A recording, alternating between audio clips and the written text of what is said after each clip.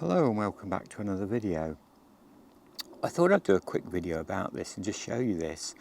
A year ago I came to this very garden and did the lady had asked me, I do occasionally cut her grass and do odd bits for her.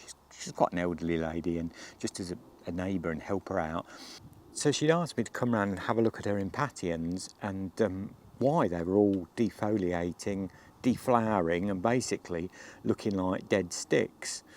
And I did a video about that and about these fungal diseases that the impatiens have been getting over the last few years, and even you can get strains now that are meant to be more resistant to these fungal diseases. But I just wanted to show you this because talk about a year on, here we are in the middle of September.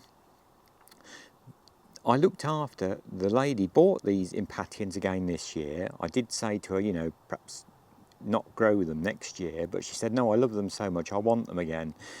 So she's having another try at them, and she bought these plants from a budget supermarket and said she was going away to stop with her son who lives abroad for 2 weeks. So I looked after them because she said it's too early to set them out. This was in middle of May. So I looked after the plants for her, and to be honest, I've seen them a few times throughout the summer, and they have been absolutely amazing this year. As I say, bear in mind, these plants were bought not from a garden centre, not from anywhere, not from an online nursery, but from a very budget supermarket.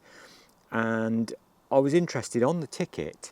It did say that these were resistant or more resistant to the fungal disease attacks. And bear in mind, I'm sure the lady didn't wash her tubs out. She did put new compost in, or 4 or 5 inches of new compost in. I said that was a very good idea to do that after they died off. But it just shows you 2 year, another year down the line, how different these looked, and they have been flowering, profusely.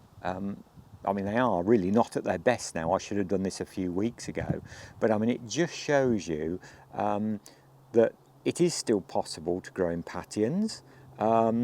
It might be, that we have at last, the nurseries have at last found a more better strain that can more resistant to these fungal diseases, or it might be just the weather, the year, the conditions. It's not been so warm, who knows. But I just thought I'd do that little bit of an update to show you the difference between 2 years. And as I say, these have been flowering. They got flowers on when they were bought, and here we are, right in the middle of September, and they are still flowering profusely, and they show no signs of, they look so healthy still, considering, how late on we are now, getting into autumn. So there we go. Certainly, it's made me, because I do love them as well, I think they're a great annual bedding plant, so it certainly made me think again about, probably trying them another year and seeing whether I have this success.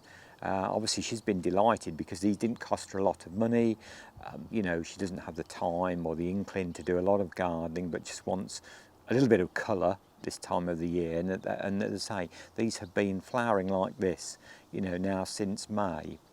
So there we go. One hopes that perhaps, if there are more resistant strains out there like this, we can all probably, start enjoying impatiens again, because I found them such a useful plant. Because, as I said in the first video last year, they're one of the few annuals that will do equally as well in full sun as in shade.